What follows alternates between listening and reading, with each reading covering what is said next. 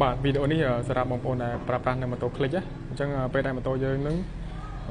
វាភ្លើងមុខវាភ្លឺខ្ពស់ពេកឬក៏ភ្លឺទាបពេកបងប្អូនចង់សេរីវាឲ្យនៅម៉ោមដែលយើងចង់បានណា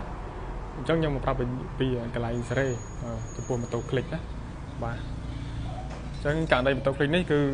ភ្លើងវាគឺត្រឹមត្រូវទេបាទវាភ្លឺតាមស្តង់ដារភ្លឺមិនខ្ពស់ពេកក៏មិនទាបពេកដែរអញ្ចឹងសម្រាប់ម៉ូតូដែលភ្លឺខ្ពស់ឬក៏ភ្លឺទាបពេក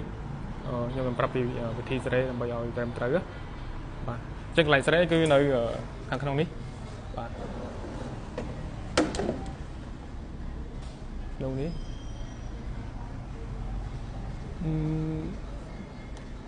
ចុងបងប្អូនចាំមើលតាមចុងទូរវាសខ្ញុំចាក់បាទនេះ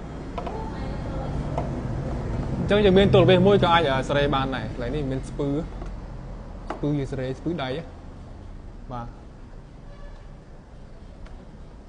នោះនៅក្នុងនោះបាទអញ្ចឹងបងប្អូនមួលចុះក្រោមភ្លើងនឹងឡើងលើបើយើងមួលឡើងលើភ្លើងចុះក្រោមវិញណាឲ្យយើងមួលឲ្យមួយតិចទៅបាទ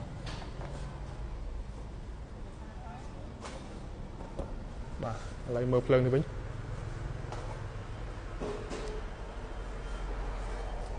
ប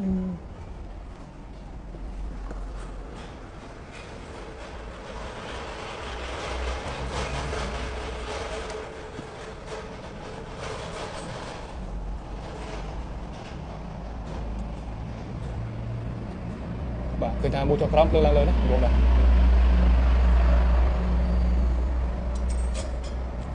រៀនឡើងចិត្តចាប់ហើយ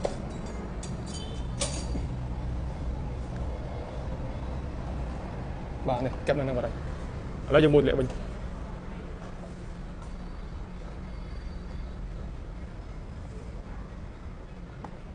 បាទមួលលាក់ត្រូវតាមស្តង់ដារវិញ